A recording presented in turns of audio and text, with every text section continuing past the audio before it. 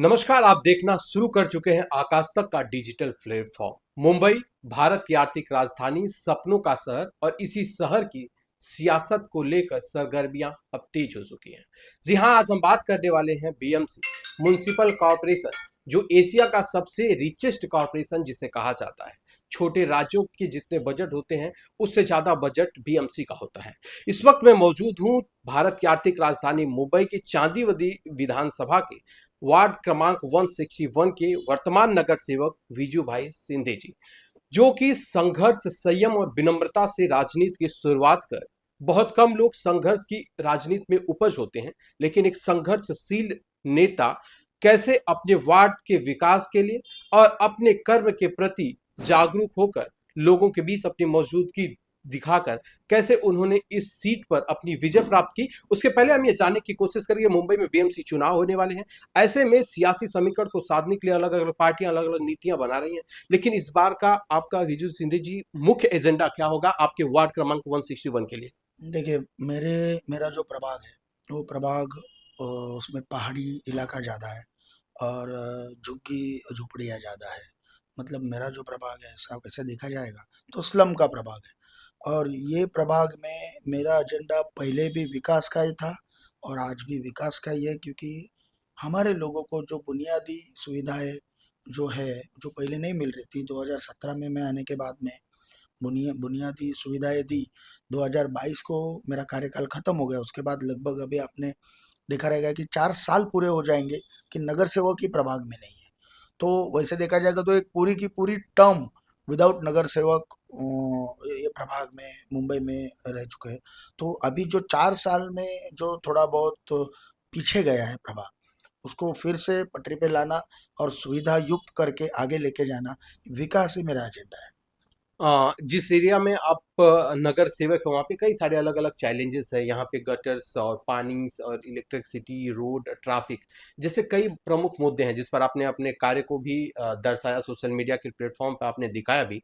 लेकिन वो कौन सा कार्य अभी लग रहा है आपको जो नहीं हुआ है, वो अधूरा रह गया, उसे अभी पूरा करने की जरूरत सबसे बड़ा कार्य जैसे मैंने बोला कि मेरा जो प्रभाग है ये सब पहाड़ी वाला है, ऊंचाई वाला है। और ऊंचाई वाला होना है ही, साथ में प्रॉब्लम ये हो रहा है थोड़ा सा कि अभी पिछले 2-3 सालों में पानी की बड़ी किल्लत मेरे प्रभाग में हो रही है। वैसे देखा जाएगा कि अगर आप उसको भौगोलिक नक्शे पे देखेंगे तो मेरा प्रभाग है आखिरी छोर में आता है। जो हमारा सप्लाई कुर्ला नॉर्थ का सप्लाई जिसको बोलते हैं, ये जो सप्लाई हमारा सप्लाई का आखिरी छोर, और वो भी पहाड़ी इलाके वाला मेरा इलाका आता है। तो जिसकी वजह से हमेशा थोड़ा सा भी प्रेशर अगर ड्रॉप होता है तो मेरे प्रभाग में बहुत आहत होती है। तो मैंने मेरे कार्यकाल में बहुत सारे नए पानी का नेटवर्क बना के पानी का मसला हल कर दिया था। लेकिन पिछले 1-2 सालों में कोई नगर सेवक ना होने के नाते बहुत सारी चीज़ों में कठिनाई आई। तो थोड़ा सा पानी का किल्लत मेरे प्रभाग में चल रहा है। और मेरा आने वाले दिनों में मेरा सबसे बड़ा फोकस वो पानी का नेटवर्क, जो मेरे कार्यकाल में मैंने अच्छा बना के रखा था, जो अभी डिस्टर्ब है, उसको फिर से पटरी पे लाके अच्छे से लोगों को ज़्यादा से ज़्यादा अच्छे से प्रेशर से पानी मिले, इसके ऊपर मैं काम करने वाला हूँ।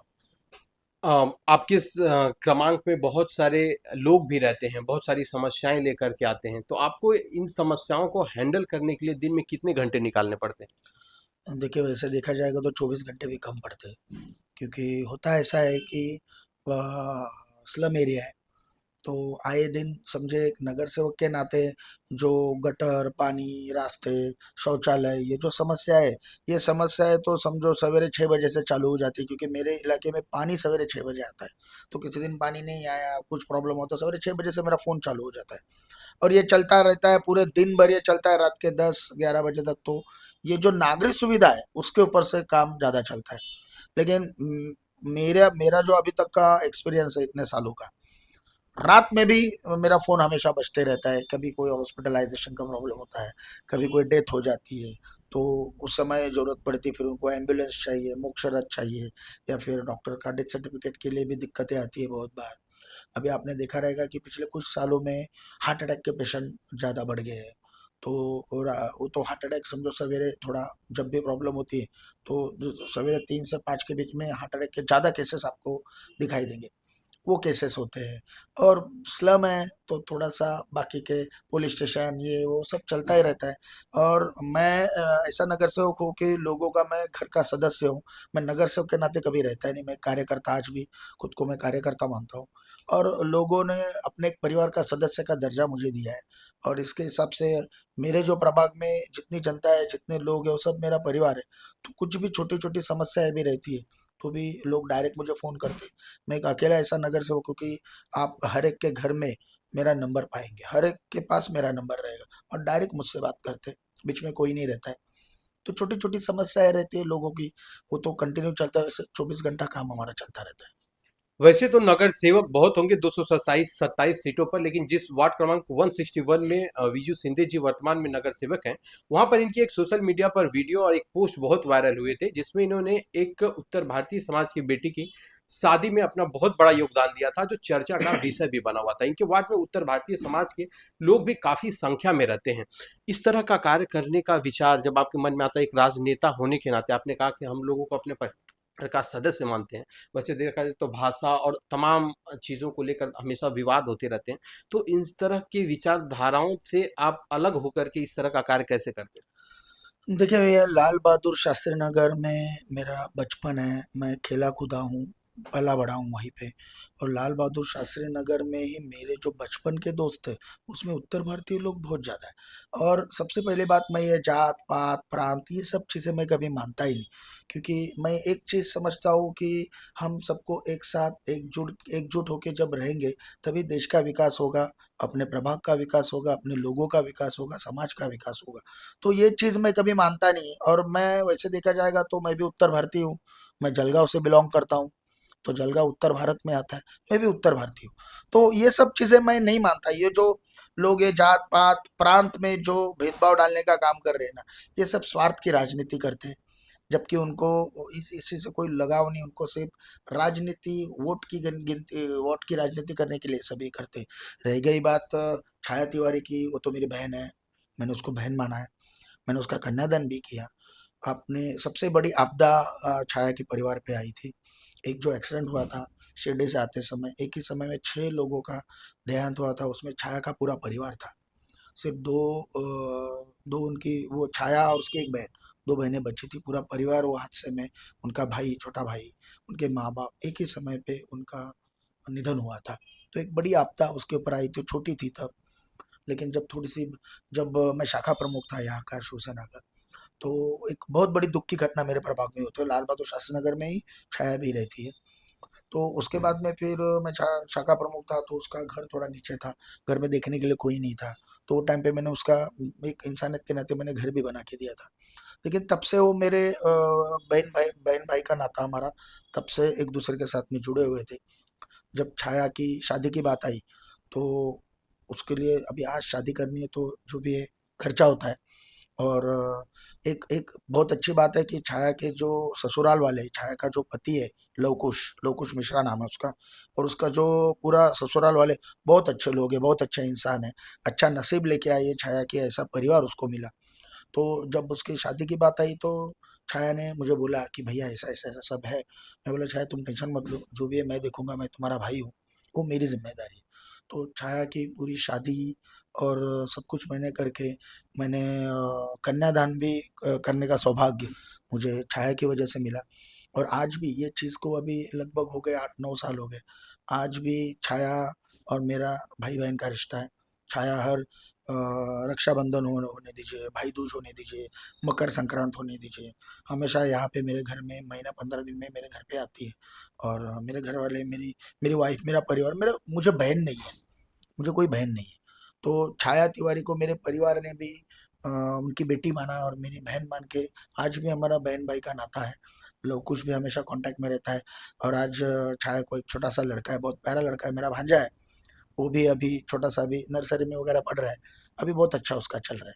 तो ये सब चीज़ है कि जात पात प्रांत ये सब मैं नहीं मानता। मैं बस इतना मानता हूँ कि सब अपने हैं, सबको लेके चलना है। जहाँ जहाँ जरूरत पड़ेगी, जहाँ जहाँ लोगों की समस्या है, वहाँ पे खड़ा रहना, उनके सुख दुख में शामिल होना, ये मेरा मेरा कर्तव्य मानता हूँ।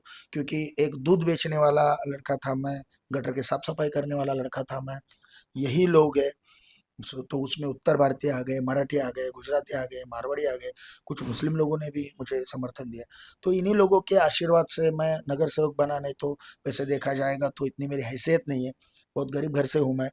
लेकिन ये लोगों का प्यार है, आशीर्वाद है, कि जिनकी वजह से उन्होंने मुझे एक विश्वास के साथ में नगर सेवक बनाया, तो ये मेरी जिम्मेदारी बनती है कि उनका विश्वास को कहीं पे भी कोई ठेस ना पहुंचे, और जिसके लिए उन्होंने मुझे नगर सेवक बनाया उससे 10 गुना एक्स्ट्रा काम करके, उनको साथ में जुड़ के, उनके सुख दुख में शामिल होके, सबकी समस्या दूर करने का प्रामाणिक काम मैं करता हूँ। आज तक जो करते आया उसके आगे भी करते रहूंगा। तो ये थे बीजू सिंधे जी, जिन्होंने जो कहानी बताई वो बड़ी प्रेरणादायक थी। मेरा इंटरव्यू लेने का भी मेन मकसद यही था। वैसे मैं तो इंटरव्यू केवल शौक के लिए लेता हूँ और ओपिनियन जानने की कोशिश करता हूँ जो सोशल मीडिया पर या रियल लाइफ में चलता है। तो ये रील वाले नेता नहीं, ये रियल वाले नेता हैं जो धरातल पर जुड़े रहते हैं, धरातल की समस्याओं को समझते हैं और उसके समाधान पर कैसे काम किया जाए उसका भी इनके पास अच्छा ज्ञान है। हम आपसे ये भी जानना चाहेंगे, इसमें महाराष्ट्र के उप मुख्यमंत्री एकनाथ शिंदे साहब जिस तरह से राजनीतिक सरगर्मियां तेज हो रही हैं, ऐसे कहा जा रहा है कि बीजेपी और शिंदे गुट में तालमेल सही नहीं चल रहा है। इसको आप किस रूप में देखते हैं, क्या है? देखिए, ऐसा हकीकत ऐसी है कि अभी महानगर पालिका होने दीजिए, ये स्थानिक स्वराज्य संस्था के जो चुनाव रहते हैं, ये कार्यकर्ताओं का चुनाव रहता है। कि जो पार्टी के ग्राउंड लेवल के जो कार्यकर्ता रहते हैं, हर किसी का सपना रहता है कि मुझे भी कुछ मौका मिले। तो हर पार्टी की तरफ हर वार्ड में कार्यकर्ताओं की फौज रहती है। जब युति होती है, गठबंधन होता है, तो एक कार्यकर्ताओं को मौका मिलता है एक पार्टी के, लेकिन बाकी के कार्यकर्ता दब जाते हैं। आने वाले 5 साल उनको राह देखनी पड़ती है। तो इसलिए हर कार्यकर्ताओं को लगता है कि मुझे मौका मिलना चाहिए। तो इसी नाते पार्टी भी अपने कार्यकर्ताओं को संभालने के लिए कोशिश करती रहती है। वैसे ये तो सब बड़े लोगों का काम है, तो बड़े लेवल की राजनीति है। मैं तो एक छोटा सा कार्यकर्ता हूँ मेरे प्रभाग का। तो अगर युति होती है तो बहुत अच्छी बात है, क्योंकि युति से सब इकट्ठा होके एक एक विचारधारा इकट्ठा होके एक अच्छा काम और अच्छा जनप्रतिनिधि लोगों को मिलता है। और अगर युति नहीं भी होती, अगर आप मेरे प्रभाग के बारे में बात करेंगे, युति नहीं भी होगी, तो भी मैं हमेशा से मैं मेरे प्रभाग की जनता, ये मेरा घर है, मेरा परिवार है। तो मुझे मालूम है मेरे परिवार के लोग उनके बेटे के, उनको भाई को कभी मायूस नहीं होने देंगे, कभी पीछे नहीं आने देंगे। मुझे कुछ करने की जरूरत नहीं है, मेरा परिवार सक्षम है। मेरा पूरा का पूरा परिवार जुटा पड़ा है। तो युति होगी तो बहुत अच्छी बात है, लेकिन नहीं होगी तो भी इससे कुछ ज्यादा फर्क नहीं पड़ेगा। महाविकास अघाड़ी में जिस तरह से कांग्रेस पार्टी भी अब एक तरह से उनके भी कार्यकर्ताओं का तेवर बदल चुका है। वो लोग अकेले चुनाव लड़ने की बात कर रहे हैं। एक समय महागठ उनका जो गठबंधन हुआ था, वो लोग विधानसभा चुनाव या फिर लोकसभा चुनाव एक साथ मिलकर लड़ना चाहते। तो मुख्य कारण यही हो सकता है कि हर कार्यकर्ता चाहता है कि उनके पार्टी का कदर और आम कार्यकर्ताओं को मौका मिले। वैसे तो देखा जाए कि महाराष्ट्र की जो सियासत 227 सीटों पर होगी इस बार, आपको क्या लगता है कि आपके पार्टी के वरिष्ठ नेताओं का मकसद क्या होगा इस 227 सीट को जीतने के लिए, और इसको जीतने के लिए रणनीति क्या होगी? देखिए, ये तो बड़े लोगों की बात है, जैसे मैंने कहा मैं छोटा कार्यकर्ता हूँ, लेकिन जो जहाँ तक मेरी समझ में आता है कि विकास ही एजेंडा है, और विकास ही लेके हमारी पार्टी भी चल रही है, भारतीय जनता पार्टी भी चल रही है। और आने वाले दिनों में ये जात पात के ऊपर उठ के विकास की राजनीति होगी और होनी चाहिए, ताकि नगर सेवक होने दीजिए, आमदार होने दीजिए, खासदार होने दीजिए, लोगों को सुविधा मुहैया कराने के लिए, लोगों का काम करने के लिए उनको पब्लिक चुन के देती है, ना कि जात पात देखने के लिए। जात पात वो वोट डालने तक सही होता है, लेकिन उसके आगे 5 साल झेलना भी तो रहता है। अगर वो बंदा ठीक है, जात पात वाला है, अपने जात का है, अपने प्रांत का है, अपने धर्म का है, लेकिन चुन के आने के बाद में अगर वो काम ही नहीं कर पाएगा, तो जात पात प्रांत वो सिर्फ चुनाव के वोट डालने तक रहेगा। आने वाले 5 साल लोगों को सजा भुगतनी पड़ेगी। तो लोग भी बहुत समझदार है, लोग होशियार है बहुत। लोग भी जानते हैं कि जात पात ये धर्म ये सब कुछ लोग अपनी राजनीतिक रोटियां सेकने के लिए उसका इस्तेमाल करते हैं, लेकिन लोग समझदार है क्योंकि लोगों को मालूम है। फॉर एग्जाम्पल अगर आप देखेंगे तो नगर सेवक का काम क्या रहता है। आदमी सवेरे जब उठता है तो सबसे पहले सार्वजनिक शौचालय में जाता है, तो शौचालय अच्छा होना चाहिए। बाद में घर पे आके नहाने के लिए बाथरूम में जाता है तो पानी सही ढंग से होना चाहिए। रेडी होके जब काम पे आदमी निकलता है तो बाहर चलने के बाद में उसका बाहर का ओटा, जो पैसेज है, वो सही होना चाहिए। गटर बहता हुआ नहीं रहना चाहिए। बाहर रोड पे आए तो साफ सफाई उसको अच्छे से दिखनी चाहिए। आगे जाएगा उसको बीएसटी का ट्रांसपोर्टेशन अच्छा मिलना चाहिए, रास्ते अच्छे होने चाहिए।